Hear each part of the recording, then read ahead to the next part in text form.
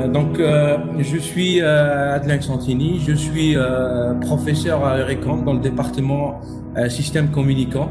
Donc, je suis un ancien ingénieur de Babzouar, STHB, donc promotion 2000. Je vais essayer de vous parler aujourd'hui un petit peu de comment on va utiliser tout ce qui est intelligence artificielle pour la gestion et l'orchestration de services 5G. Je vais essayer de résumer un petit peu tout ça, mais sachez que je pourrais tenir 3 heures, 4 heures, 5 heures à parler de ce sujet-là, tellement il est vaste. Mais je vais essayer de résumer ça autour d'une présentation autour de 40 minutes pour que vous ayez une vision etc. Donc, premièrement, c'est quoi la 5G? Donc, la 5G, à la différence des autres technologies, ça a été vu comme non pas juste une évolution des débits qu'on a vu, par exemple, entre les évolutions entre la 2G, 3G, 4G, mais plutôt un nouveau écosystème qui va permettre de créer ce qu'on appelle une société complètement connectée et utilisant les systèmes mobiles. Suivant la définition de NGMN, qui est le New Generation Mobile Network, c'est un consortium d'opérateurs réseau qui contient tous les grands opérateurs réseau tels qu'Orange, AT&T aux États-Unis, etc. Donc, ils étaient derrière ce concept-là. Et l'idée, c'est comme je disais, c'est pas juste uniquement d'augmenter le débit, mais créer un nouveau écosystème. Et cet écosystème va être ouvert pas uniquement à l'usage classique qu'on a de la téléphonie qu'on a maintenant avec la 4G, tout ce qui est Facebook, WhatsApp, mais réellement ouvrir le système pour ce qu'on appelle l'industrie verticale. Par l'industrie verticale, on parle par exemple d'automotive driving, des voitures autonomes, l'industriel IoT. Tous ces systèmes-là, au préalable, ils avaient leur propre type de communication et la 5G veut que ça soit un système global pour que tout le monde puisse utiliser la 5G, pas uniquement les usagers finaux, mais aussi de l'industrie verticale. Et donc, cette industrie verticale, c'est l'objectif derrière l'évolution vers la 5G. Bien sûr, la 5G va offrir des débits plus élevés, mais pas que. C'est un nouveau système qui va pouvoir supporter ces services verticaux. Et donc, lors de la définition de la 5G, on a commencé, là je parle lors des prémices, quelques années en arrière, là, vers 8 années en arrière, on a dit quels sont les challenges que la 5G doit pouvoir supporter, quels sont les critères que la 5G doit proposer. Donc, premièrement, la 5G doit pouvoir supporter un grand volume de données. Parce que, vu qu'on passe vers une société complètement connectée, on va devoir gérer beaucoup de données, mais aussi, outre les usagers finaux et aussi l'interconnexion des matériaux, parce qu'on va parler de voitures autonomes, donc les voitures devront communiquer. Les devices IoT, donc les terminaux IoT devront communiquer. Et quand on parle de devices IoT, c'est des devices très petits, donc ils coûtent pas cher. Et le déploiement de ces IoT-là, on va pas parler de déploiement de 10 équipements, on va parler de déploiement de milliers, de millions d'équipements, par exemple pour tout ce qui est supervision, par exemple des catastrophes naturelles telles que les feux de forêt, etc. Mais aussi des devices qui vont être utilisés pour monitorer, par exemple, la santé des humains, etc. Donc, tout ça va créer un grand volume de données qui doit être transporté dans le réseau. On va penser à un réseau qui va être capable de réduire la consommation d'énergie pour réduire l'impact sur notre nature. Des réseaux qui vont être créés à la demande. C'est-à-dire qu'un réseau 5G doit pouvoir être créé à la demande. Comment ceci peut se faire? Imaginons l'exemple d'un fournisseur d'électricité, par exemple à Sonalgaz en Algérie, qui vont utiliser des compteurs automatiques pour savoir la consommation des usagers. Ces compteurs électriques, ils vont envoyer des informations sur la consommation. Donc, par exemple, Sonelgaz va demander de créer un réseau uniquement pour la collecte de ces informations. Et ce réseau-là, par exemple, il doit vivre de 2 heures du matin jusqu'à 5 heures du matin lorsque l'opérateur n'a pas beaucoup de trafic à gérer.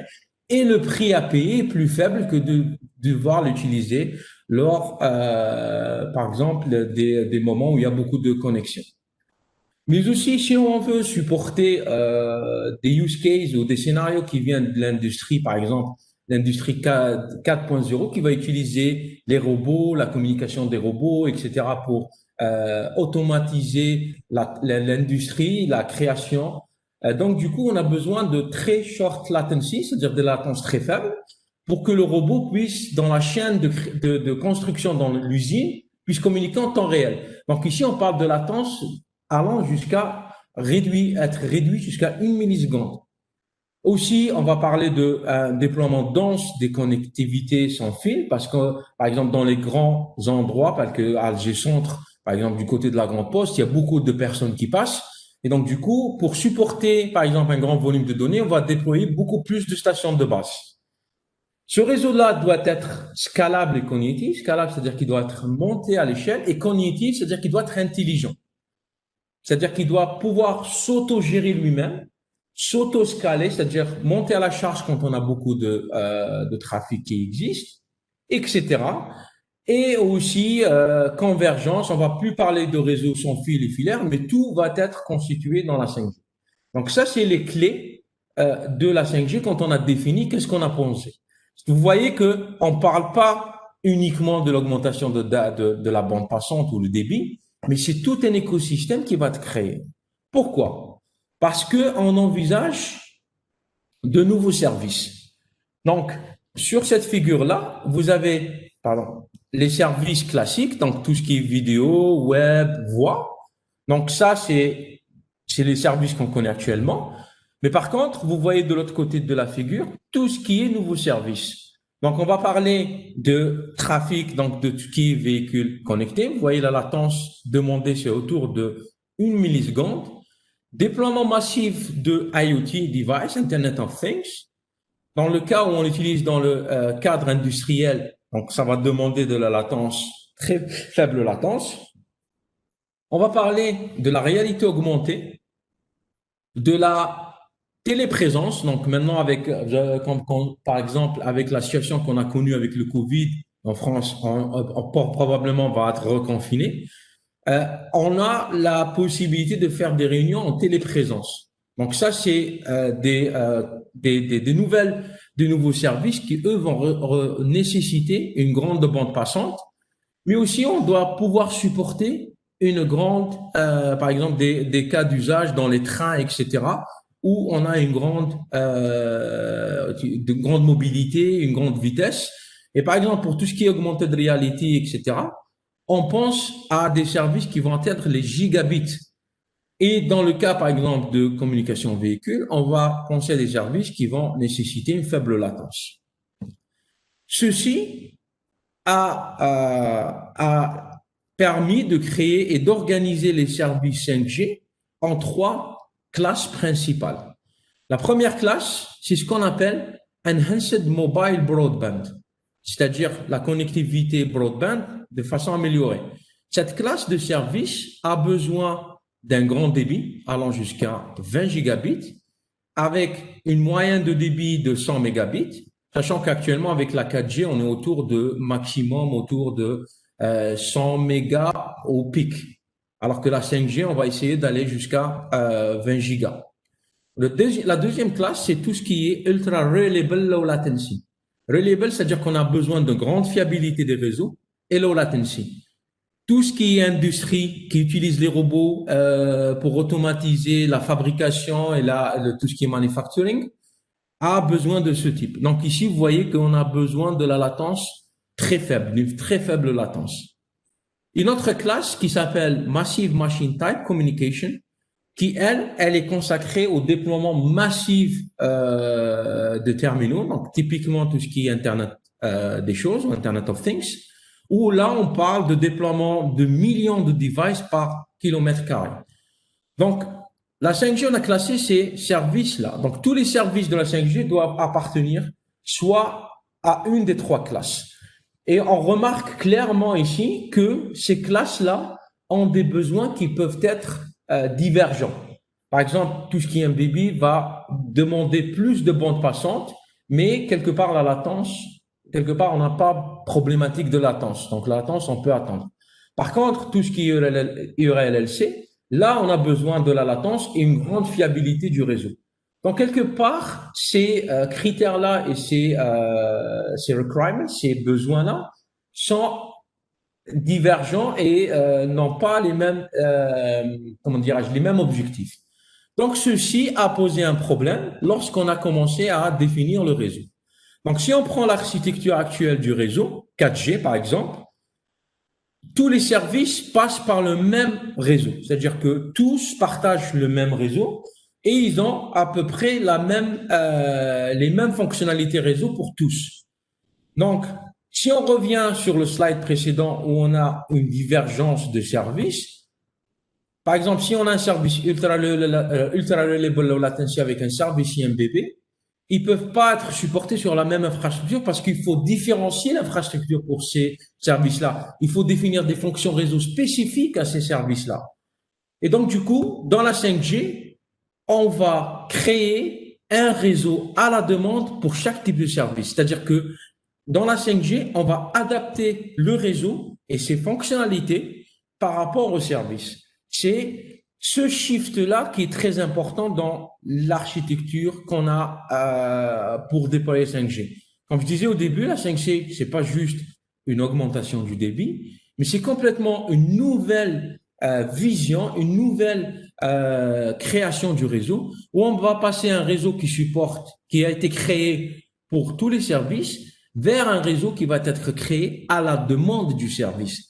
Et c'est ça le challenge qui a été fait pour la 5G et c'est ça qui fait que il y a beaucoup de travaux de recherche et beaucoup de travaux de déploiement de la 5G parce que c'est pas uniquement une augmentation de la bande passante, mais c'est complètement on va refactoriser le réseau pour pouvoir supporter ces services qui ont des besoins différents.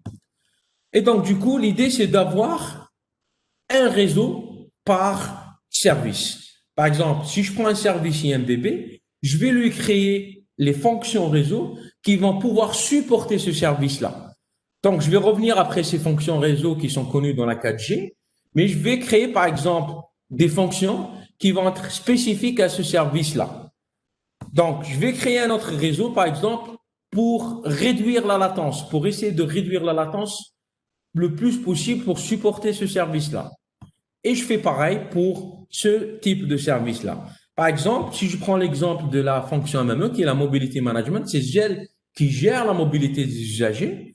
Dans le cas, par exemple, des réseaux de capteurs ou réseaux IoT, j'ai pas besoin de mobilité. Généralement, ces fonctions-là, elles ne sont pas nécessaires. Donc, je vais créer une fonction réseau qui ne supporte pas la mobilité parce que je sais que mes devices ici sont fixes. Par contre, ici, pardon, pour tout ce qui est MBB, là, je dois gérer la mobilité. Je dois avoir des services réseau qui permettent de supporter ces hauts débits. Par exemple, de la vidéo 4K, Ultra HD, 3D, réalité virtuelle, etc. Et donc, je vais créer un réseau spécifique pour cela. Et donc, ce réseau-là, il va utiliser une infrastructure qui est existante, mais ça sera un réseau virtuel. C'est-à-dire que ça va être un réseau qui va être créé à la demande, qui va être basé sur des techniques virtuelles et qui va être créé spécifiquement pour ce service-là. Et ce réseau-là, il a l'impression qu'il fonctionne uniquement il utilise toute l'infrastructure, mais c'est pas vrai, c'est pas toute l'infrastructure qui lui est dédiée, mais une partie de l'infrastructure et il va partager l'infrastructure, mais il sera isolé des autres réseaux, c'est-à-dire que côté sécurité, on va assurer que ce réseau-là sera isolé des autres et il va être créé à la demande et il va utiliser des ressources virtuelles. Donc, pour pouvoir arriver à cette vision-là de la 5G ou créer à la demande, donc on aura besoin de ce qu'on appelle flexibilité, élasticité. On aura besoin d'un réseau cognitif, c'est-à-dire qu'un réseau qui soit intelligent et qui supporte tout ce qui est end-to-end latency, c'est-à-dire qui supporte cette faible latence. Donc, du coup, quelles sont les technologies qui sont utilisées dans ce contexte-là? Donc, pour tout ce qui est élasticité et flexibilité, on va s'appuyer sur le cloud computing. Cloud computing, donc je pense que tout le monde est familier avec le cloud computing. Le cloud computing est basé sur la virtualisation, c'est-à-dire qu'on va pouvoir créer des ressources à la demande, les utiliser, on le dit.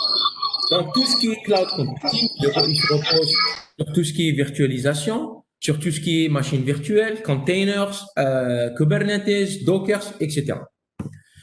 Tout ce qui est cognitive management. Donc, dans ce cognitive management, et pour rendre le réseau intelligent et rendre le réseau dynamique, dans ce cas-là, on aura besoin de technologies telles que le software defined networking pour créer une topologie à la demande, network function virtualisation pour créer des fonctions réseau virtuelles, et bien sûr de l'intelligence artificielle qui va permettre de manager de façon automatique ces systèmes-là. Et aussi, on va parler de end-to-end latency. Pour réduire cette end-to-end latency, on va parler de ce qu'on appelle le mobile edge computing, où là, on va créer des ressources de cloud computing, mais qui vont plus être centralisées à la façon de Google ou Azure, mais ils vont être déployés auprès des usagers. Donc, on pense à un déploiement qui soit plus proche des stations de base, à côté des stations de base, à côté du réseau de l'opérateur, pour pouvoir déployer ces services-là et pouvoir réduire la latence. Parce que, par exemple, quand on va communiquer avec un réseau, des ressources cloud qui sont sur Amazon, on a des latences qui peuvent arriver à atteindre jusqu'à 200 millisecondes. Là, quand on parle de services, comme je disais, ultra reliable latency, on a besoin de latence de 1 milliseconde. Donc, du coup, on a besoin de réduire cette latence-là et donc, du coup, on va amener ces capacités de calcul vraiment au plus proche des usagers. Et donc, dans ce contexte-là, on a le Software Defined Networking, le Network Function Virtualization, le Cloud Computing et Edge Computing. En parallèle à cela, on a l'intelligence artificielle qui est un domaine complètement à part. Et en mixant tout cela, et pour pouvoir faire face à la demande de la 5G et faire en sorte que la 5G fonctionne et qu'on crée, vous rappelez, ces réseaux virtuels à la demande, on va utiliser le concept de network slicing. Network slicing en français, c'est la création de tranches de réseau. C'est-à-dire qu'on va créer un réseau virtuel supportant la mobilité, incluant la partie radio, la partie du cœur du réseau et ainsi le transport. Et donc, pour simplifier, pour donner une vision simple, très simple du network slicing, pour les gens qui connaissent, ça va ressembler beaucoup à un VPN, c'est-à-dire un Virtual Path Network, c'est-à-dire que c'est un VPN, mais avec beaucoup plus de fonctions, beaucoup plus d'intelligence qu'un VPN simple, un Virtual Path Network, qui est quelque chose qu'on crée à la demande. Donc, avant d'avancer plus loin, j'aimerais juste vous donner quelques backgrounds sur des termes que je vais utiliser après. Et je vais commencer pour tout ce qui est Network Function Virtualisation. Network Function Virtualisation, c'est quelque chose qui a été créé récemment et qui est venu surtout à la demande des opérateurs. Parce que les opérateurs, par exemple dans le réseau, ils utilisent des routeurs hardware, ils utilisent des stations de base hardware, ils utilisent des équipements du cœur des réseaux hardware qui sont très coûteux. Ça coûte beaucoup d'argent. Par exemple, une station de base hardware, elle coûte autour de 100 000 euros juste pour l'achat. Et n'oublions pas la maintenance. Donc, eux, qu'est-ce qu'ils se sont dit?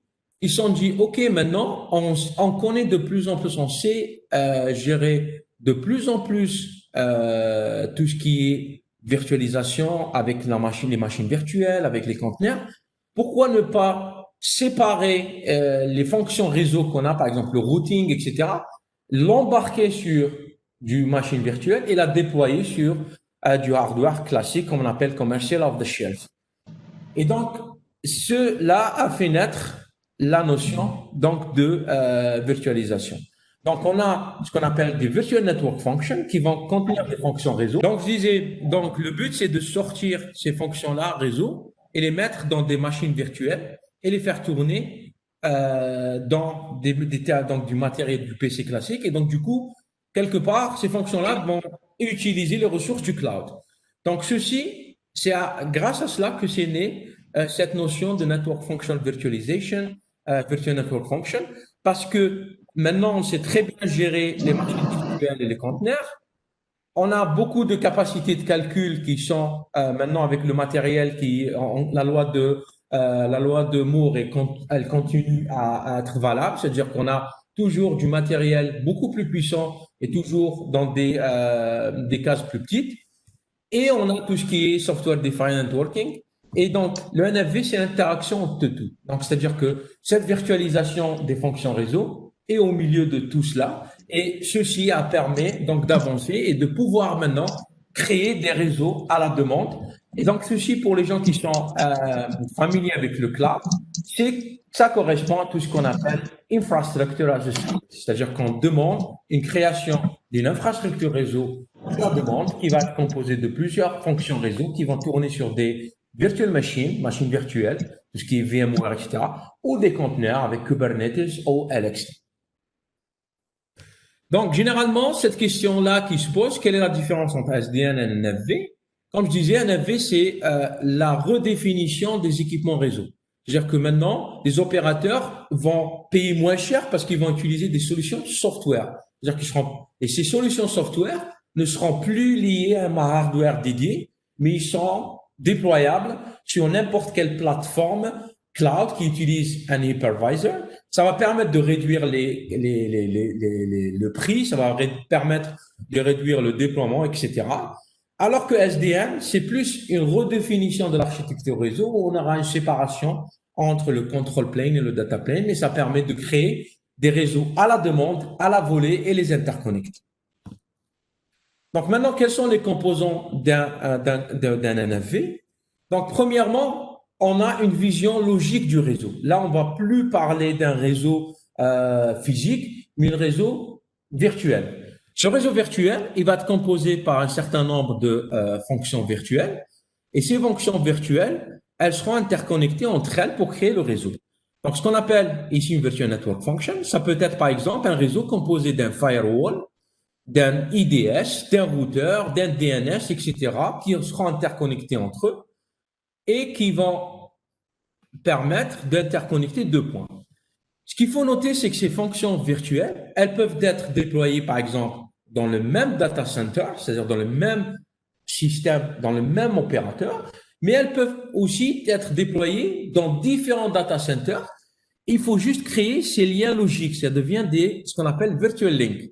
Et ces virtual functions peuvent être déployées un peu partout. Par exemple, si je connecte deux points, par exemple, je connecte un point de Annaba avec un autre utilisateur, par exemple, qui est à Argenteuil, on peut imaginer que ces fonctions virtuelles, elles sont déployées, par exemple, à Sétif, à Alger et à Achlef, et dans des data centers, et elles sont interconnectées entre elles et qui permettent de créer un réseau virtuel. C'est la vision virtuelle de ce réseau. Bien sûr, derrière, qu'est-ce qu'il y a derrière? Derrière, il y a les instances des fonctions réseau. C'est-à-dire que les fonctions réseau que je vais utiliser, elles opèrent. Ah, je sais pas, ça a sauté, désolé.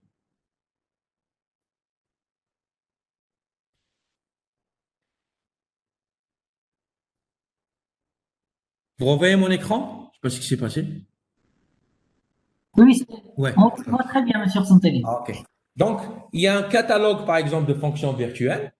Par exemple, là, on peut avoir des routeurs, des fonctions virtuelles routeurs, qui peuvent provenir de plusieurs constructeurs. On peut, par exemple, imaginer des routeurs provenant de Cisco, de Huawei, d'Ericsson, de Nokia.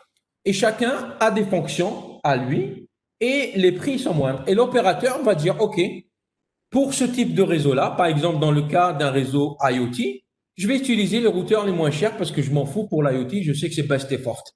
Par contre, pour un réseau qui demande, par exemple, des capacités qui sont beaucoup plus fortes, je vais utiliser une VNF, par exemple, provenant par exemple, d'un constructeur très connu tel que Cisco ou Huawei, et je peux utiliser même des solutions open source parce que tout sera packagé juste dans des VM qu'on va déployer sur le data center. Après, je vais avoir l'infrastructure et la data center, c'est-à-dire ici, c'est l'infrastructure cloud. Donc, j'aurai ici, genre, un hypervisor, c'est ce qu'on appelle la virtualization layer, où on aura tout ce qui est virtual storage, virtual compute, qui va tourner autour des fonctionnalités, des ressources réelles, des ressources hardware, qui vont permettre qui ont des capacités de calcul, des capacités de stockage et des capacités de réseau pour interconnecter tout ça. Donc ici, j'ai la vision virtuelle. Et ici, j'ai son implémentation. Et cette vision virtuelle, elle est définie ce qu'on appelle avec un Network Service Descriptor. Ce Network Service Descriptor, vous allez voir après dans quel format il est. Il va me dire la description des fonctions réseau que je vais utiliser, comment je vais les interconnecter, etc. Donc, avant d'aller plus loin, juste, je voudrais faire un rappel rapide sur un réseau mobile, parce que je vais utiliser cette notion de réseau mobile pour expliquer comment on peut déployer un réseau mobile à la demande. Donc, un réseau mobile 4G, c'est une notion de 4G, après je vous montrerai comment la 5G est définie. Donc, est composé par la partie radio qui, elle, va interconnecter les mobiles vers une station de base. C'est qu'on appelle le iNode B, Radio Access Network, qui va être interconnecté à un réseau de cœur. Ces réseaux de cœur vont être composés par un Mobility Management Element qui, lui, va gérer la mobilité des usagers et l'authentification des usagers. Par exemple, quand vous allumez votre téléphone, la première chose qui va arriver, c'est que le téléphone va s'authentifier au réseau de l'opérateur. Et donc, ça va passer à travers ce MME qui va aller à cette base de données qui est la HSS et qui va retrouver les informations sur, par exemple, le type de votre inscription, votre abonnement, combien vous payez, par exemple, combien vous avez droit de bande passante, etc.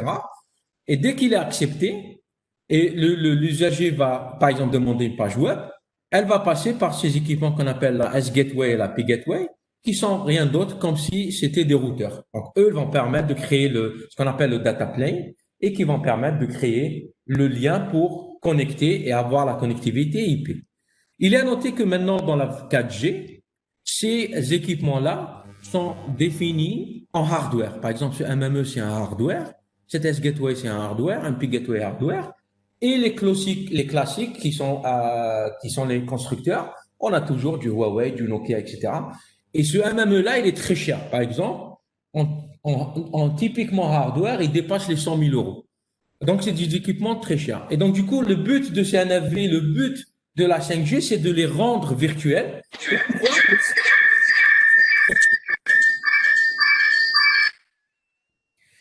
Donc, ceci, juste le rappel pour la 4G. Maintenant, imaginons que quelqu'un veut créer ce réseau mobile à la demande en utilisant juste une architecture cloud. Donc, la première des choses, qu'est-ce qu'il va faire? Il va demander le déploiement d'un réseau mobile. Vous allez me dire comment il va le demander. Eh bien, il va définir un fichier. Donc, vous voyez, c'est un fichier JSON tout simple pour dire, OK, je veux créer un réseau mobile. Ce réseau mobile, il va démarrer à un certain moment. Il va finir à un certain moment. Il va, par exemple, définir un PLML, c'est-à-dire que ça va être déployé pour que votre téléphone, il le reconnaisse. Il va dire quelles sont les stations de base qui vont être impliquées dedans et la liste des usagers qui vont utiliser ce réseau mobile à la demande. Donc, vous voyez, c'est rien d'autre qu'un fichier JSON et c'est un fichier qui peut être créé à la demande à travers, par exemple, juste une page web. Ça va arriver à ce qu'on appelle un AV orchestrateur. C'est un orchestrateur, c'est lui qui va gérer ça. Il va recevoir cette demande-là. Il va demander quelles sont les images réseau qu'il y a. Et donc, dans ces images réseau, par exemple, pour créer un réseau mobile, j'aurais besoin d'une image d'un HSS, d'un MME et les gateways qui vont permettre de faire donc aménager et transporter ce trafic-là vers le réseau. C'est les fameuses gateways et les fameuses routeurs. Donc, ceci, il va récupérer cette information-là et il va demander de créer les ressources. Comment il va demander la création des ressources? Par exemple, il dit, pour le MME, je veux… Pardon. Pour le MME, il va dire, je veux créer un certain nombre de CPU, parce que là, on parle de cloud, donc un certain nombre de CPU. J'ai besoin de cette valeur de mémoire. Donc ici, on parle d'une CPU de 500, par exemple, octets de mémoire. J'ai besoin de combien de, par exemple, 8 gigas de storage et le nombre, par exemple, d'instances, parce que je peux avoir plusieurs instances. Et donc, il va demander ceci à celui qui va gérer l'infrastructure. Donc, dans le cas, c'est par exemple OpenStack pour les gens qui connaissent, ou Kubernetes, et lui va déployer ceci sur le réseau lui-même. Donc, pour revenir, je définis de façon au niveau ce que je veux et mon système va me créer à la demande quelles sont les entités nécessaires et comment je vais les déployer en demandant les ressources nécessaires. Et je vais déployer ça sur une infrastructure virtualisée et tout est virtuel. Et mon réseau, il va commencer à un certain moment et va finir à un autre moment. Donc, ceci pour la création d'un réseau mobile, par exemple, à la demande. Maintenant, je reviens à cette notion de network slice. Donc, comme vous vous souvenez, c'est quoi un network slice? Comme je disais, c'est un réseau mobile virtuel qui va être créé à la demande. Donc, il va se baser sur les infrastructures cloud pour créer le cœur du réseau et il va utiliser les ressources radio. Et donc, du coup, je vous ai pris ici quelques définitions de ce qu'est quoi un network slice. Donc, premièrement, une des définitions d'un projet européen qui dit qu'un network slice, il doit proposer une solution d'interconnexion qui est tailored, c'est-à-dire qu'il doit être adapté à l'application pour pouvoir supporter les besoins de cette application. Il doit être réalisé en software, en full software, c'est-à-dire qu'il va baser sur la virtualisation. Et il aura besoin de proposer les mêmes opérations qu'un réseau hardware. Dans le cadre de la définition de la 3GPP, 3GPP, pour votre information, pour ceux qui ne sont pas familiers avec ça, c'est le groupe de standardisation qui définit les standards de tout ce qui a défini le standard 3G, 4G, il est en cours de définition des standards 5G, et aussi commence à donner les prémices de la 6G. Donc, pour lui, un network slice, c'est un logical network, c'est un réseau virtuel qui doit proposer des fonctionnalités réseau et qui doit être interconnecté pour créer des réseaux de bout en bout et qui doit utiliser des ressources virtuelles telles que la capacité de calcul, le storage, etc. Et donc, de ce fait, dans la 5G, on aura cette vision-là. C'est-à-dire, on aura ce qu'on appelle un slice orchestrateur parce que le slice orchestrateur, c'est lui qui va permettre de créer à la demande un réseau virtuel. Ce slice orchestrateur, il va parler avec le NFV orchestrateur que je vous ai montré tout à l'heure pour créer, par exemple, le réseau mobile à la demande. Mais aussi, il va parler avec ce qu'on appelle un RAN controller, un Radio Access Network Controller, qui lui va créer les ressources radio dédiées à ce slice. Par exemple, dans cette figure-là, il y a 3 déploiements, 3 slices qui tournent. Par exemple, vous voyez ici un slice en vert qui est le default, c'est-à-dire qui va contenir, par exemple, tous les utilisateurs.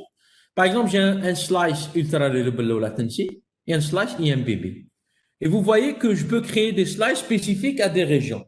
Si je reviens, par exemple, à mon exemple de Sonalgas qui va relever les compteurs, on peut imaginer que Sonalgas va demander de relever le compteur uniquement pour un quartier d'une ville, uniquement ce quartier-là, et donc elle va donner juste la liste des stations de base, et ce réseau-là va être créé pour une période et il va être détruit. Et donc, vous voyez ici dans cette figure-là, on a le slice owner parce que quand le réseau va être créé, il va donner au slice owner. Par exemple, Sonalgas, elle va pouvoir gérer son réseau pour récupérer ces données. C'est ce qu'on appelle le vertical. Et donc, du coup, c'est le vertical qui va arriver, qui va utiliser ce réseau-là. Et par exemple, ce réseau par défaut ici, c'est un réseau de l'opérateur lui-même qui propose ses services classiques tels que, par exemple, Facebook, WhatsApp, etc., et qui est dédié à tout le monde. Par contre, j'aurai des portions du réseau qui vont être dédiées uniquement pour une application et qui va être donnée au slice owner. Et donc, tout ceci vous donne une vision comment la 5G et comment on est arrivé avec la 5G, créer un réseau virtuel ici du corps du network qu'on va l'attacher aux stations de base et aux stations de base, on va lui dire ces usagers-là, ils seront dédiés à ce slice-là et ces usagers-là vont utiliser ce type de slice-là et chacun des réseaux va être adapté aux besoins. Par exemple, un réseau Ultra Reliable Low Latency, lui va être dédié. Son but, c'est de réduire la latence au plus possible et d'utiliser une fonction réseau qui réduise la latence. Par contre, celui d'IMDB, ils vont utiliser des slices qui vont permettre d'avoir une grande bande passante et ils sont créés à la demande parce que dynamicité. Ils vont utiliser les ressources du cloud pour tout ce qui est core network, tout ce qui est MM, etc. et la radio qui est existante. Donc, maintenant, on s'intéresse à comment on va introduire cette notion d'intelligence artificielle.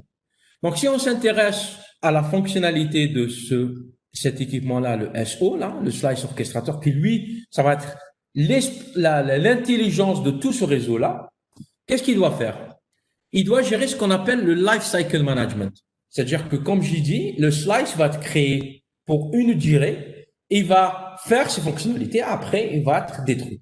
Et donc, du coup, premièrement, il faut préparer le slice. Pour le préparer, il faut le définir. Le définir, on va définir, comme je vous ai montré tout à l'heure, par exemple, un fichier JSON qui va me dire quels sont mes besoins, quelles sont les fonctions réseau dont j'ai besoin, quels sont les usagers que qui vont être impliqués dedans. Et donc, la première étape, donc, ce SO va instancier ce slice parce que c'est une instance d'un réseau, c'est un réseau virtuel, c'est une instance. Et dans cette instance-là, il va définir quelles sont les VNF fonctions. Il va dire quelles sont les ressources que je dois dédier à cette VNF. Qu'est-ce que je dois lui dédier comme CPU? Qu'est-ce que je dois lui dédier comme storage? Par la suite, dans le runtime, par exemple, il doit être capable de monitorer, d'écouter et voir comment ça se passe pour ce slice. Par exemple, si sur le slice, ça se passe pas bien, parce que vous vous souvenez dans la définition d'un slice, il doit être capable de supporter les services comme si c'était un hardware. Donc, si ça se passe mal, il doit être capable de réagir. Et pour réagir, par exemple, si j'ai donné, par exemple, pas beaucoup de ressources à ma fonction virtuelle. Et donc, du coup, si c'est ça qui pose problème, donc mon orchestrateur ici doit être capable de faire du scaling scale-out. Ça veut dire d'augmenter les ressources. Par exemple, au début, il a donné une CPU. S'il voit que par exemple, ça se dégrade, il y a des problèmes, par exemple, la latence, elle augmente, il y a des problèmes de connectivité, il va pouvoir augmenter le nombre de CPU à la demande ou augmenter le nombre de VM qui vont être dédiés à ce VNF-là. Et donc, dans ce cas, cette fonctionnalité de supervision reporting, là, on va utiliser l'intelligence artificielle, où là, on va avoir des mécanismes qui vont, vous voyez ici, c'est une boucle fermée, qui vont utiliser les informations de supervision, regarder ce qui se passe, être capable de comprendre qu'est-ce qui se passe et être capable de réagir. Et donc, ça, c'est la force de l'intelligence artificielle, parce que l'idée, on veut avoir un système cognitif, c'est-à-dire qu'il soit capable de s'auto-gérer, auto-réagir aux problèmes. Et donc, du coup, ici, on va utiliser la machine, tout ce qui est intelligence artificielle. Elle peut être utilisée, comme je vous ai donné ici un exemple, pour gérer les ressources qui sont dédiées aux fonctions virtuelles, mais elle peut être utilisée, par exemple, pour la sécurité. On peut imaginer ici qu'on a un système d'intelligence artificielle qui regarde ce qui se passe de ces VNF-là, et s'il y a des attaques, s'il y a des problèmes, par exemple, réagir en bloquant le réseau. Donc, tous les scénarios, qu'on peut imaginer et qu'on peut, par exemple, faire avec l'intelligence artificielle ici, il n'y a que l'imagination qui peut bloquer ça. Et donc, du coup, le but maintenant des gens, dans le cadre de la 5G, dans les travaux qui sont en cours, dans les standards, etc., c'est d'arriver à ce zero touch service. C'est-à-dire que on va utiliser l'intelligence artificielle pour ne pas toucher. C'est-à-dire qu'on n'aura pas à créer, que l'être humain ne sera pas appliqué dans la boucle. Ce slice orchestrateur sera capable par lui-même de créer les slices, de les déployer, de les autogérer sans qu'on ait l'intervention d'un humain. De ce fait, je vais vous montrer un exemple comment on peut, par exemple, utiliser l'intelligence artificielle pour faire cette gestion de VNF. Donc, dans ce cas-là, je m'intéresse au réseau 5G. Dans la 5G, on a changé le cœur du réseau. Le cœur du réseau n'est plus, comme je vous ai montré dans la figure précédente, où c'est du matériel dédié. Ici, c'est des fonctions qui remplacent les fonctions que je vous ai montrées, MME, SP Gateway, etc., par des fonctions virtuelles. Maintenant, c'est automatiquement virtuel. Ces fonctions-là, elles vont tourner dans le software et elles vont communiquer à travers un bus de communication, par exemple un peu bus subscribe. Et moi, la fonction qui m'intéresse dans cet exemple-là, c'est cette fonction AMF qui est équivalente au AMM. Qu'est-ce qu'elle fait, cette fonction AMF? Vous voyez, elle est connectée au réseau radio. Elle doit gérer l'authentification des usagers, mais aussi elle doit gérer la mobilité des usagers.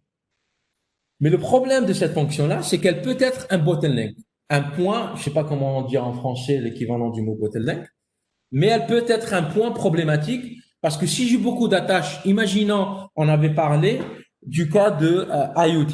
J'ai dit IoT, on peut déployer des millions de capteurs Imaginez que ces capteurs-là, ils détectent à un moment, par exemple, un feu. Donc, ils vont tous essayer de s'attacher au réseau pour envoyer leur information. Et donc, du coup, cette fonction-là, elle peut être submergée, et comme c'est une fonction virtuelle, donc elle a des capacités de calcul, et ces capacités de calcul, elles peuvent être saturées. Et donc, du coup, l'idée ici, dans ces travaux qu'on a effectués ici, c'est comment, je vais vous montrer l'exemple, comment on va définir et étudier les performances dans le cas virtualisé. Parce que au début, quand on a commencé à parler de virtualisation, les opérateurs, etc., ils étaient un peu craintifs parce qu'ils disaient, OK, mais le problème, c'est, on va partir de virtualisation software, c'est pas aussi performant que hardware.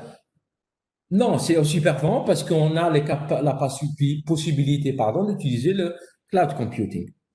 Donc, qu'est-ce qu'on a fait? Donc, ici à Eurecom, on a une implémentation du cœur du réseau et de la station de base qui est open source. Donc, n'importe qui peut accéder sur le réseau. Vous allez sur OpenAir Interface et vous pouvez créer votre réseau mobile sans avoir à acheter du matériel cher.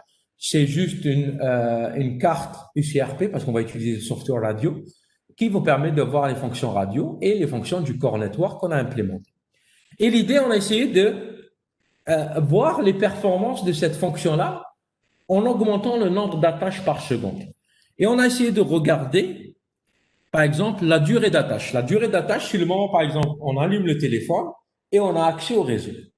Il faut que la fonction software, c'est-à-dire que quelqu'un qui va connecter son téléphone, il ne faut pas qu'il attende 2 heures pour pouvoir être connecté à Internet.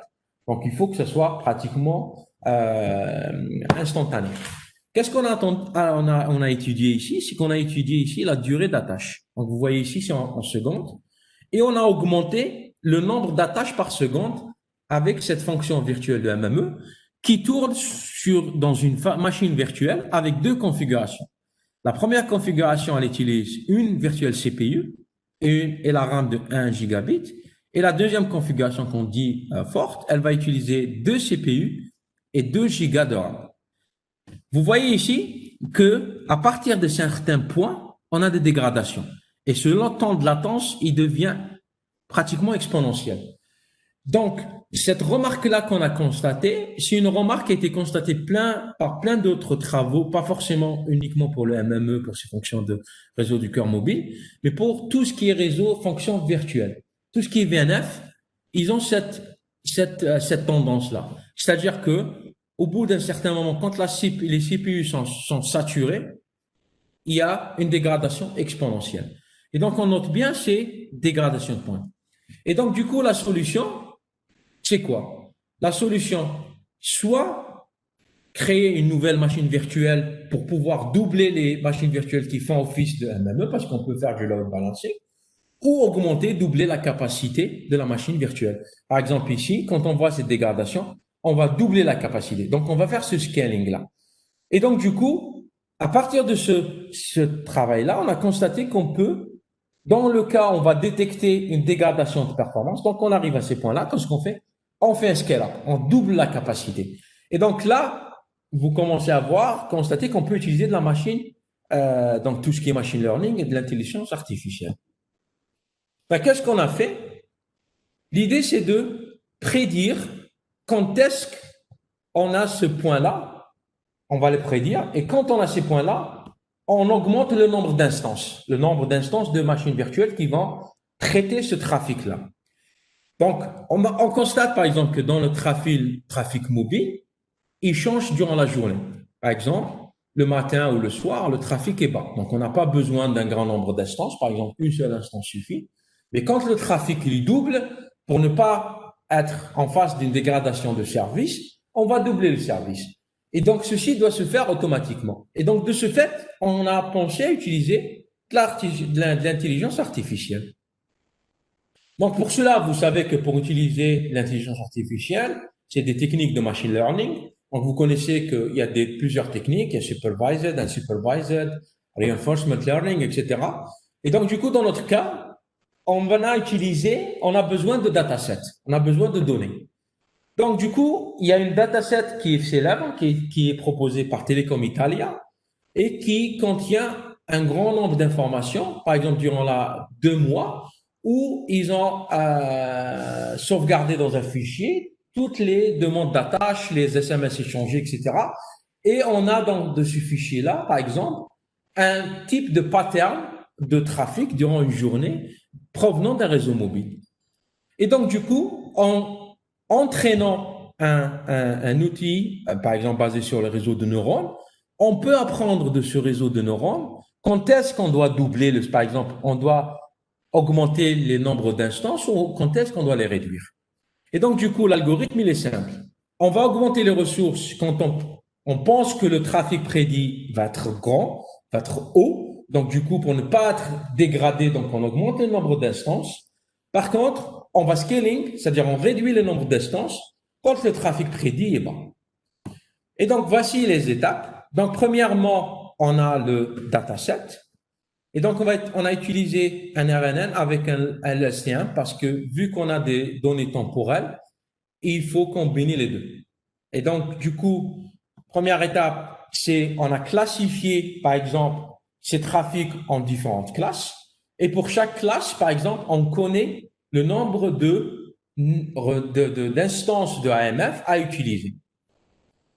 On entraîne notre réseau de neurones pour qu'ils comprennent la relation entre le trafic en entrée et le nombre de AMF instances nécessaires. Et de ce fait, dès qu'on a ça, on l'entraîne.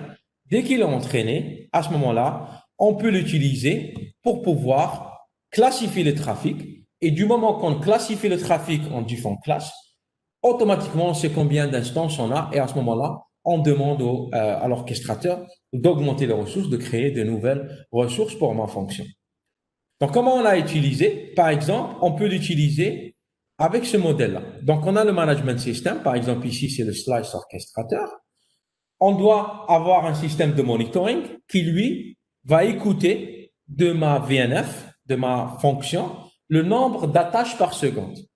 Et il envoie ça, ce qu'on appelle un analytical engine. L'analytical engine, lui, va avoir son modèle de prédiction, son modèle de learning, et il va prédire combien d'instances j'ai besoin. Et par la suite, ceci est donné à un decision engine qui, lui, va demander d'augmenter les ressources à ce système, par exemple, pour incrémenter le nombre de ressources ou le nombre d'instances qui vont être définis pour cette fonction-là. Donc, vous voyez ici, ce RNN-là, il va être utilisé ici pour pouvoir prédire les ressources. Donc, ceci est juste un exemple d'utilisation. Comme je l'ai dit, on peut utiliser d'autres techniques. Par exemple, on peut utiliser des mécanismes de prédiction des attaques dans le cas de la sécurité. Donc, il y a pas mal de possibilités et vous voyez que l'intelligence artificielle permet de arriver à ces fins-là. Donc, pour vous montrer un peu quelques résultats, donc vous voyez ici, par exemple, le trafic et ici le nombre d'instances nécessaires. Et vous voyez que en rouge, c'est combien notre réseau de neurones, combien c'est sa prédiction de ce trafic-là et combien d'instances sont nécessaires pour chaque type. Vous voyez que le nombre d'instances, il augmente avec le trafic. Donc ici, vous avez un CDF de la durée d'attache dans le cas où on utilise le réseau de neurones pour prédire. Donc, les temps de latence pour les attaches, elles sont très faibles. Et ici, par exemple, on a utilisé un mécanisme basé sur des seuils. Par exemple, on dit que dès qu'on dépasse sur tel seuil, on augmente les instances. C'est-à-dire que c'est quelque chose de statique. Et vous voyez qu'on n'est pas bon parce qu'on n'arrive pas à prédire bien et on a des temps de latence qui peuvent arriver jusqu'à 2 secondes. Donc, en conclusion de cette talk-là, donc la 5G est en route. Donc, la 5G est en cours de déploiement. Il faut faire attention aux effets de marketing. Quand on vous dit que le déploiement de 5G est fait, c'est pas vrai, c'est juste une partie. C'est-à-dire que les opérateurs, maintenant, même en France, ils commencent à déployer uniquement la partie radio. C'est juste uniquement pour augmenter la bande passante. Mais on n'est pas encore capable de supporter tout ce qui est low latency et cette gestion dynamique du réseau. Ça va arriver dans les releases futures. Donc, le network slicing est la solution et la key technologie et key solution. C'est-à-dire que c'est la solution clé pour pouvoir supporter ces services qui sont hétérogènes. Bien sûr, l'intelligence artificielle, elle sera là pour aider, pour gérer ces systèmes que vous avez pu voir qui deviennent de plus en plus complexes et qui nécessitent pas mal d'interactions dans un domaine où on est plus dans la softwareisation. Le terme, c'est network softwareisation. Et donc, du coup, on veut atteindre cet objectif de zero touch service management. Et donc, si je veux parler un peu de standardisation de la AI dans la 5G, il y a des groupes qui travaillent dessus. Donc, par exemple, Zero Touch Service Management, c'est un groupe de l'EXIF qui est le Standardisation Group European Telecommunication Standardization qui travaille en Europe. Donc, il y a deux groupes. Il y a INI et ZSM et plusieurs projets européens dont Eurecom et moi-même font partie où on étudie l'utilisation de l'intelligence artificielle. On définit tout ce qui est monitoring system, tous ces équipements analytic engine qui vont contenir ce composant de, par exemple, tout ce qui est réseau de neurones qui sont entraînés. Et on essaie de voir les différents types d'algorithmes tels que supervised, non supervised, federated learning, qui sont des techniques assez récentes pour faire du learning, mais aussi tout ce qui est reinforcement learning. Donc, on a beaucoup de travaux dessus, on a beaucoup, il y a des thèses qui sont dessus, et les activités sont en cours de déploiement. Donc, je clôt ma présentation à ce slide-là, et donc, je vous laisse la parole pour les questions et commençons la session de questions si vous voulez.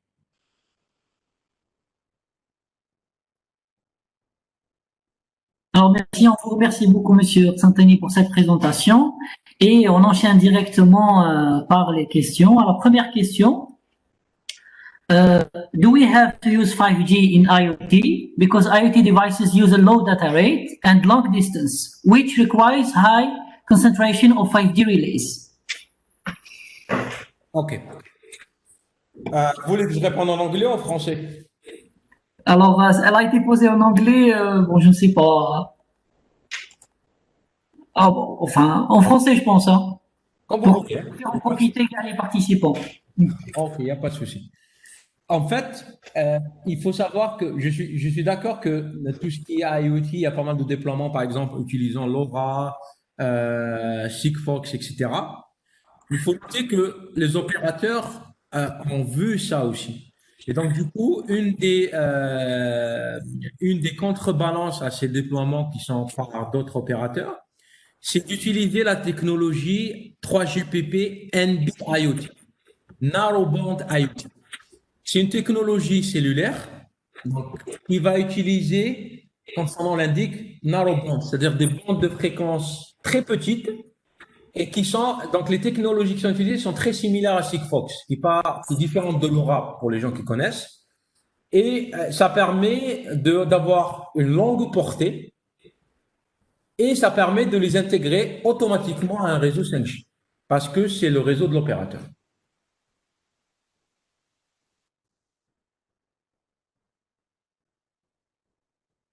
Donc, j'ai répondu à la question.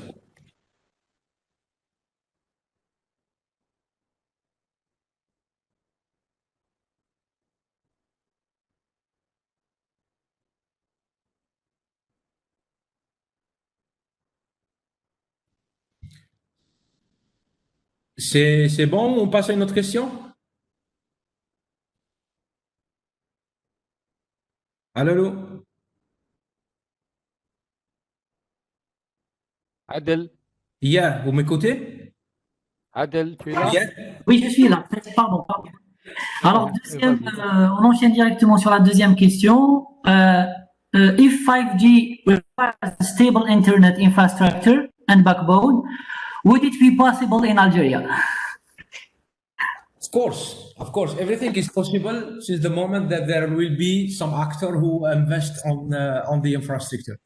I mean, in 5G, they will actually most of the deployment cost, I would say, will be on the radio part because in 5G there will be two new physical layers which are completely different, not completely different, but with different characteristics than 4G. For instance, in 5G, the bandwidth will be larger. In 4G, the bandwidth is maximum 20 megahertz, but in 5G, the bandwidth will go to 100 megahertz. Secondly, in 5G, millimeter waves will be used. I mean, millimeter waves is, the frequency band is higher than 6 gigahertz. So the operator has to invest in new base stations that are compliant with this new specification of the physical layer. But regarding the infrastructure itself, they don't need to change the infrastructure there itself, but they need to invest. But this is something the operator has, at least in Europe, that have already started to invest on data centers. I mean, now in Europe, you have operators with their own data centers. And as I have shown in my presentations, now the core network is based on virtualization. So the cost will be low. So they will just buy some kind of virtual network function, replacing this IMF and all these function, and it will be not costly. But the most costly part will be the radio part, where they need to invest with the new base station. Merci beaucoup, Monsieur Santani. Alors, la troisième question, de quel ordre est la densité des sites Edge Computing? Exemple pour le cas de l'Algérie, combien de sites à peu près sur le territoire? Ok. Le Edge Computing, ça va être dépendant de la densité. Parce qu'en fait, si je prends notre pays, par exemple, la densité parce qu'en fait, le Edge Computing va être quelque chose à la différence du Central Cloud, c'est pas la même capacité. Parce qu'en fait, ça va être des data centers petits, mais qui seront beaucoup plus fréquents que le central. Par exemple, si je prends le cas d'Alger, donc c'est une grande métropole, il va falloir déployer pas mal de data centers, des small data centers, qui vont être déployés un peu partout pour couvrir la population et qu'ils soient proches. Donc l'exemple en Europe, les data centers Edge, ils sont déployés dans ce qu'on appelle the point of presence.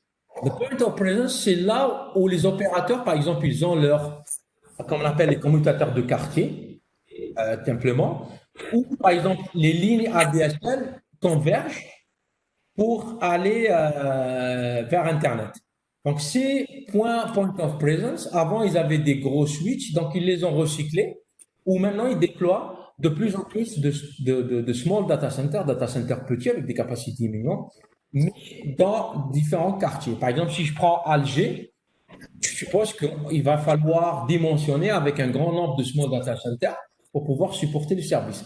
Par contre, si je vais dans des villes, par exemple, avec moins de population, par exemple, je sais pas moi, si je vais à partir de Blida, je sors de Blida à Fron, il y a moins de personnes.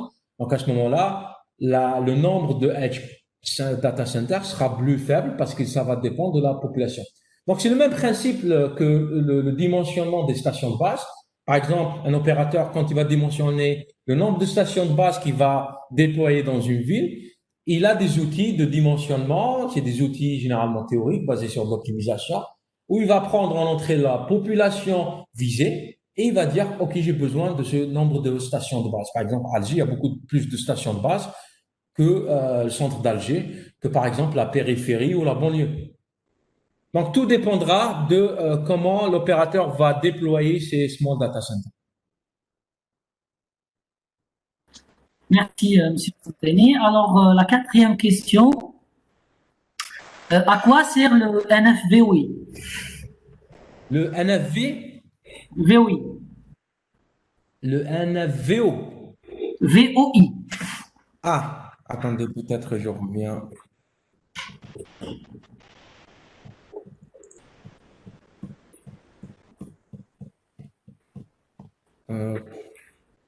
Peut-être avant. Peut-être c'est NFVO. Parce que c'est vrai qu'il y a le terme NFV qui est utilisé. Ah, il est là. En fait, NFV, c'est pour infrastructure, pour dire que c'est l'infrastructure. D'accord. C'est-à-dire que NFV, c'est quelque part pour faire simple, c'est un data center. C'est un D'accord. centre de données qui va avoir des capacités de calcul, des capacités de stockage, des capacités pour interconnecter tout cela. Il aura besoin d'une couche de virtualisation. Pour une couche de virtualisation, pour les gens qui connaissent, par exemple, si je prends l'exemple de VMware, quand vous utilisez une machine virtuelle VMware, vous devez installer un hypervisor. Un virtualization layer, c'est un hypervisor. Oui, on a un hypervisor pour VMware, il y a un hypervisor pour KVM, il y a un hypervisor pour les conteneurs Docker, pour Kubernetes, pour tout ça. Tout ce qui concerne virtualisation, on a une couche de virtualisation et donc ceci est hébergé dans un data center. Donc un FVI, c'est un data center. Très bien. Merci, Monsieur Santani. Alors, la cinquième question. Peut-on utiliser l'AI pour gérer les ressources spectrales? Oui, oui. Il y a beaucoup de travaux qui essaient d'utiliser l'AI pour utiliser les ressources spectrales. Généralement, sans parler de réseaux cellulaires exactement, par exemple, tout ce qui est cognitive radio est basé sur l'intelligence artificielle. Parce que cognitive radio, le système va s'adapter à son environnement pour trouver les meilleurs canaux, les meilleures fréquences, par exemple, qui réduisent les interférences, maximisent, par exemple, le débit, le SNR, etc. Par exemple, dans le cas de la 5G, si je vais plus bas, par exemple, dans la partie radio, on parle de stations de base qui utilisent des beams, c'est-à-dire des antennes directionnelles. Et donc, pour diriger les antennes, on peut utiliser de l'intelligence artificielle pour diriger les antennes, par exemple, pour éviter les interférences et maximiser le signal non-observation. D'accord, très bien. Alors, question suivante. As 5G is on the way, it will be hard for mobile operators to operate and maintain too many technologies, 2G, 3G, 4G, and 5G. In your point of view, which technology has less chance to stay? Okay, now, I mean, this is something, it depends from how the operator is saying this, because as I mentioned during the presentation, the first deployment of 5G will be by using a new radio, this new radio part, and just increasing the data rate. So the operator will invest if there is demand. I mean, if there is demand on higher data rate, he will invest. I mean, if there is demand, there is two ways to do this. If there is consumer, to ask for it. Now the operator have consumers for the first deployment 5G, particularly this augmented reality, virtual reality, I would say high quality video, because this is something the end user is requesting. There is also a request from industry, like this industry 4.0 for, to scale manufacturing, using robots for manufacturing, for the flats, for so on.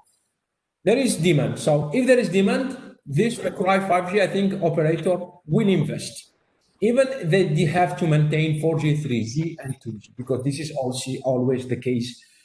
But the other way to do it is that you have an incentive from the state, because there are some governments, like in China, who are running for more visibility at the international level, and they are pushing pressure on their operator to launch 5G. Like the China Mobile was among the first operator to launch 5G because they got pressure from the local government. So now, regarding the question which technology will stay, I mean, if 5G, because there will be a transition. According to this, I think 2G and 3G will die because we will not need 3G. They will keep 4G, and even 4G will be removed for a few years. Because I don't know if you know why the operator kept 3G when we moved to 4G. I don't know. If I was in front of you, I would ask this question. But since I'm far and it's difficult, I will give you the answer. They kept the two technology because 4G was the first full IP network on radio part. But now when you use your mobile phone, most of your time using your mobile phone is to do communication and launch a call. And the call is still now using switched network, which is based on 3G. Because in 4G, the operator doesn't want to invest on this voice over LTE. So they kept 3G for using a call. So all the call that you are using is using 3G and switched network. And when you go to Facebook, WhatsApp, you are using 4G. So this is why they kept 3G, because they didn't want to move to a full IP, voice over IP communication. In 5G, it's different because 5G is handling everything, it's included. So I would say, in my opinion, the operator will keep 3G for a classical call and provide 5G for all that I have shown as advantages. Merci beaucoup, Monsieur Santani. Alors, question suivante. Est-ce que c'est l'orchestrator qui va faire le monitoring du réseau et changer les besoins? C'est tout à fait vrai. En fait, c'est l'orchestrateur qui sera en charge de monitorer le réseau. Comment il va faire? En fait, dans l'infrastructure elle-même, il va y avoir des agents. Ces agents, leur rôle est de monitorer les ressources, monitorer quelles ressources CPU sont prises. Ces monitoring agents vont parler avec, par exemple, cette couche de virtualisation et il va remonter l'information à l'orchestrateur. Et l'orchestrateur, lui, va prendre lui-même les décisions avec des techniques, mais les techniques qu'on pense le plus utiliser, c'est les techniques basées sur tout ce qui est intelligence artificielle. C'est pour ça qu'à la fin, j'ai montré ce schéma-là, où on voit bien qu'on a, dans l'orchestrateur lui-même, on a un monitoring serveur qui, lui, va collecter les datas, parce que quand on parle d'intelligence artificielle, on a besoin de data. Ça, c'est important. Tout la clé de ça, c'est les données. À part peut-être utiliser du reinforcement learning, mais dans l'autre cas, tout est basé sur les données. Donc, lui va collecter les données. Ces données-là vont être injectées dans le réseau de neurones qui va être entraîné, et c'est le réseau de neurones qui va informer qu'est-ce que l'orchestrateur doit faire. Et l'orchestrateur, avec cette information-là, va prendre la décision et faire en sorte que cette décision va être exécutée par les équipements réseau. Très bien. La question suivante. Dans l'exemple AMF, quels seraient les features et les labels utilisés?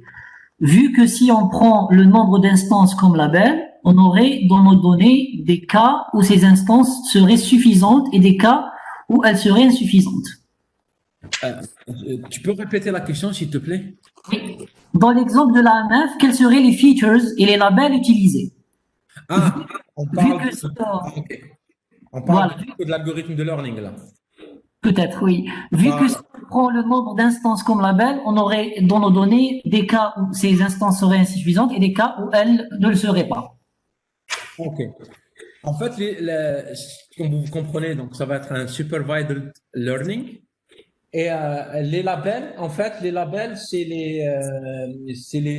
en fait, ça va être pour un type de trafic, à quelle classe il appartient.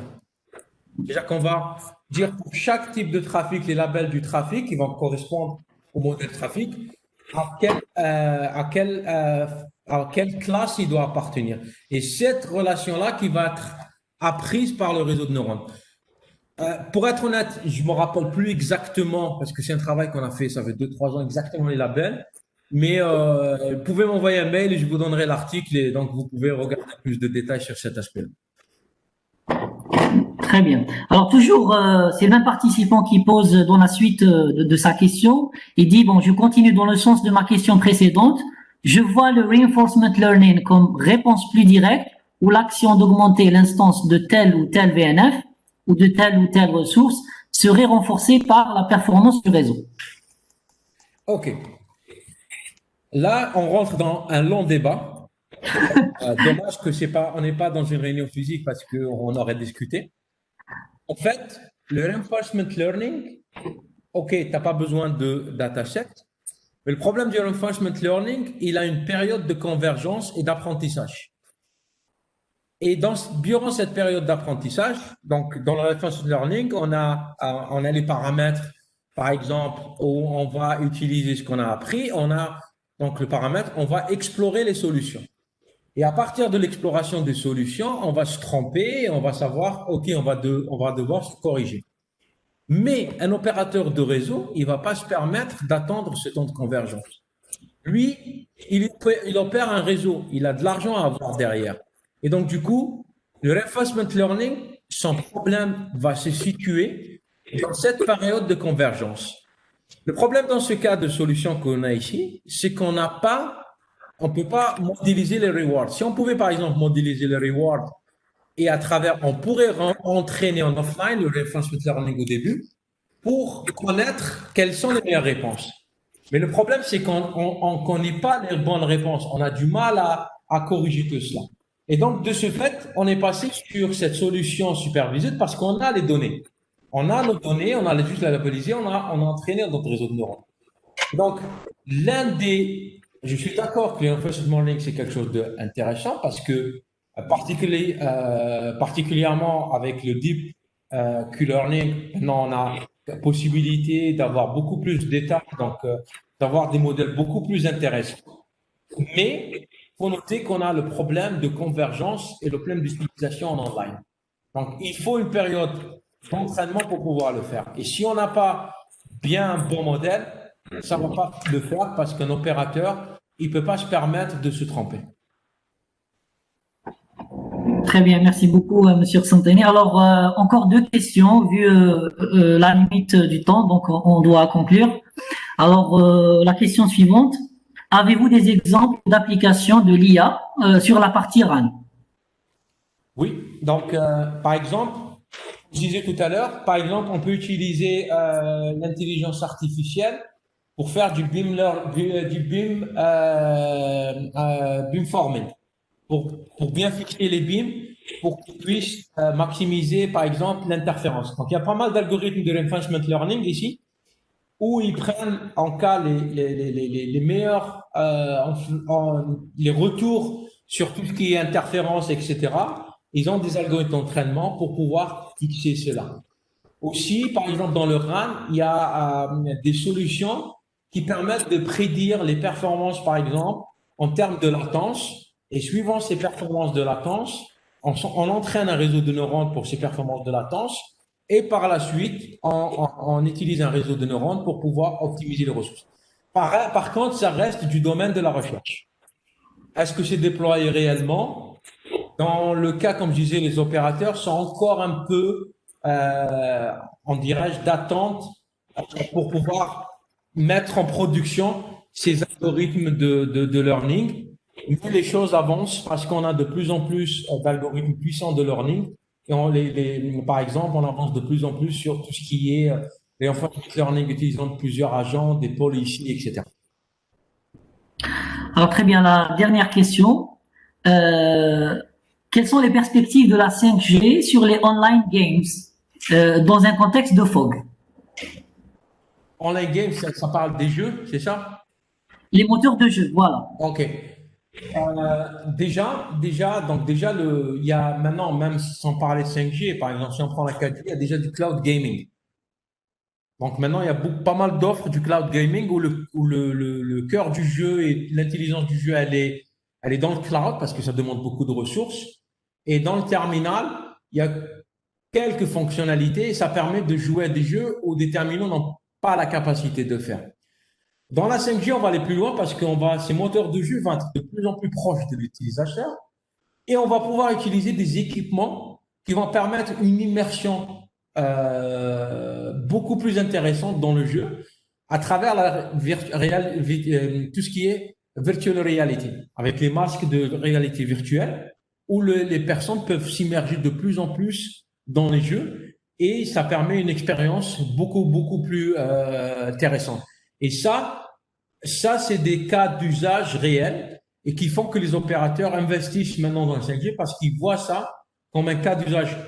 Donc, tout ce qui est masque virtuel, réalité virtuelle, pas uniquement, par exemple, pour les jeux, mais par exemple, il y a des études qui ont été faites en utilisant les masques de réalité virtuelle on pouvait traiter des patients qui ont des pathologies, par exemple, de stress, des pathologies par exemple, où on fait des opérations sur des genoux, on leur met le casque pour qu'ils aient une autre vision, pour être ailleurs, pour ne pas sentir les douleurs, etc., etc. Donc, il y a pas mal de cas d'usage, pardon, de la réalité virtuelle qui fait que c'est un cas d'usage réel de la 5G. Pardon.